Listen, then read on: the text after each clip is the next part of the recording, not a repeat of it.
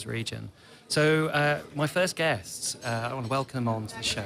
We have Georg from XroadMedia, Head of Data Services, and Adolf Proidl, who's also a partner. Hello. Hi. And Georg, you know far more about Adolf than I do, so perhaps you should do a bit more of an introduction. Yeah, thank you, Chris. Let me introduce a little bit Adolf, because I don't know anybody else who has that much knowledge, than Adolf when it comes to personalization and recommendation technologies. And I think you're already working since 1996, when you were, working for Philips, as, being responsible for EPG-driven, recording products such as DVD-R. Maybe some of you might still remember that. And, you have led many innovation projects and had many positions in Philips when it comes to innovation. And you are holding more than 30 granted international patents, which is obviously quite impressive. And now, since a couple of years, you have actually a new venture called XroadMedia. And, maybe you can tell us a little bit why you actually have founded that new venture and why. Thanks for the introduction, Georg. Makes me feel already very, very old, but it's good to start something new like XroadMedia, where in 2012 we started from the belief that it is time to start the most encompassing and best performing content discovery and recommendation service available from the public cloud. So, there were so many different isolated solutions, some not really focusing on search, others looking really on recommendations, others on content discovery. And we thought it should be most easy to integrate for anybody. It was the time when really apps started to flourish, to say people that understand how to code apps, how to do, we would say today, HBB TV applications or others, they should be there and take advantage of all the knowledge we had in the past through the API that we're offering from the public cloud. Mm-hmm. Maybe we can start a little bit with the history, because, personalization and recommendations, they have actually evolved quite a lot over the last recent years. And, what would you say are actually the most recent trends, customer demands, and also challenges to be solved? When we really look a bit onto the history that you touched base in the first part of your question, Georg, it is really first all these what we call today, I would say, machine learning things. They were constrained by processing power and the availability of premium program guides. So the first things just looked at overlap in user behavior, and people who know this you also watch that, so you might want to have a look. It was very basic, it was very principled. And there was a second wave where the people thought the holy grail is semantics, and they drove really into, I understand he likes thrillers with a particular person, and I give him more and more and more, and then you ended up like in your own bubble, and it was not fun anymore.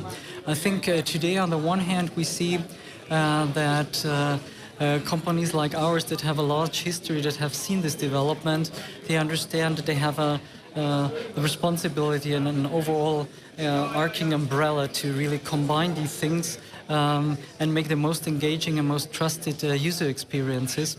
On the other hand, you see that with big data, with artificial intelligence, there are a lot of companies that really are focusing on very specific niche applications like enhancing metadata to go just deeper and deeper. And I think this is a trend that still needs to be sorted out, how some of those new advances will really trickle in. Yeah, because like a couple of years back, and even last year at IBC, for example, and there was a lot of talk about personalized television, stuff like that. And nowadays, I think, this is almost gone, and everybody's talking about AI, kind of like being the new trend when it comes to, prediction technology, stuff like that. And I'm wondering a little bit, what does it mean actually for, the classical recommendation, like collaborative, probability-based recommendations? Will they become redundant now because of AI?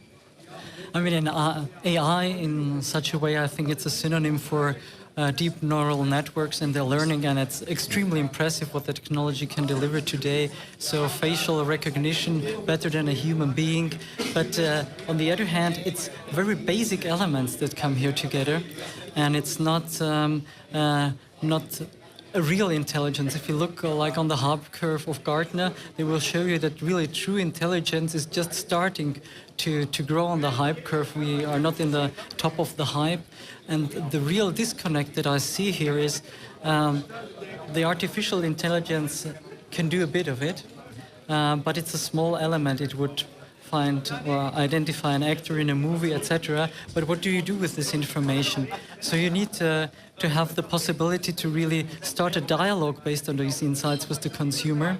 And once you want to start a dialogue, you have to have technologies that you can rely on, that has proven to reach out to the consumer, to allow him to deeply involve into the content that he's watching, and really take him along to new content that he will enjoy.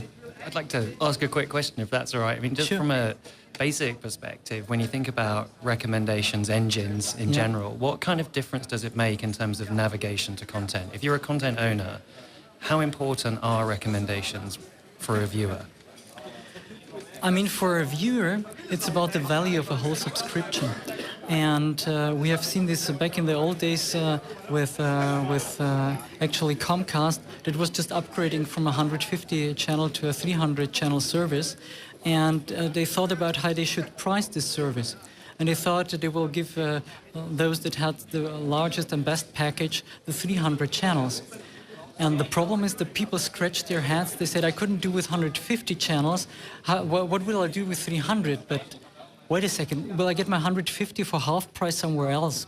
And the most valuable customers churn. So the point I want to make here is you need to understand and what is the value for the consumer, and you need to bring it into the front so that he sees and experiences the value and gets engaged and has a trust to the brand that it delivers him supreme experiences.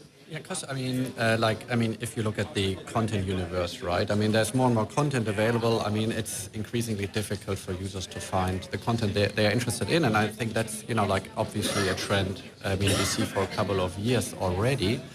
But I mean, when we look at the recommendations itself, right? I mean, there are obviously a couple of providers in the market, and there is not a lot of movement. So it looks like that the adoption of kind of like this recommendation technologies, personalization, or also personalized television is actually quite slow. Although there is a really strong logic for that, and why users actually need it and want it. So why do you think it takes such a long time that this is kind of like I think this is inherent in the TV industry. The lead times, if we look at big operators, they have set-top boxes and a lot of other equipment in place. It will take them 18 to 24 months before actually they can deploy and do new things. And in 18 to 24 months, the technology, 24 months back, nobody talked about artificial intelligence. So they're really in a catch-up game. First HD, then 3D, now 4K recommendations. But I think now, at least in our, let's say, the recommender and content discovery part, I can see that with over-the-top television, we see a much higher adoption rate currently, and we are very happy with that, of course. And maybe, like the whole AI hype does help also a little bit, because, I mean, it's, again, kind of like maybe moving a little bit more on the top of the mind, or like the roadmap of potential customers. I think everything that draws back the attention to the people, there is technology out there that can increase the value, that will reduce churn, that will increase customer loyalty and drive sales according to KPI. I think that is absolutely helpful, and as long as the dialogue keeps open and with our customers, we're really happy about that. Maybe one last question. I mean, if you're reflecting a little bit on IBC, 2018. I mean, what would you say are the current trends when it comes to a personalized TV, recommendation personalization, and I mean, you can see here at the show. And what do you think actually makes sense from your point of view? I think the trends, as you mentioned, are all centered around artificial intelligence. And for me, this means this is in line with audio-video analysis, where really these artificial networks excel. For us, and I think the whole search and content discovery industry, this means there is more data available about content, so we can ignite the afterburn on all the technology that is out there and that is tested and that is proven. And in that sense, AI is very much welcome to help and support us. I've got one more question, actually. We've almost run out of time. But do you see any risks around the management of personal data in the way in which these systems work? Do you as an individual, lose the right to that data? I think when it comes to television consumption, the curious thing is that people do not expect recommendations from them personally. This might be true perhaps still on a mobile device, but we are in a multi-device world. You consume on the big screen, you consume on the tablet and on the mobile when you're on the go. And what you expect is actually recommendations for the viewing setting you are in. And we have tested this into large-scale experiments with 40 households in Germany, Belgium and the Netherlands here. And we have seen that if you have a couple sitting in front of the TV, even if you knew very detailed what they are watching individually, extrapolating and giving good recommendations for that setting is not possible. What you need to do is to profile directly the social profile, or let's say the social compromise that the two are having because they want to watch something together. And then you're successful, and then I think you are in a very different setting and a very different dialogue than really spying on somebody. Social compromise. What a wonderful way to finish. Okay, so Georg and Adolf, thank you so much for joining the show. Thanks for having us. And enjoy the rest of IBC. Will do. Live from the IBC.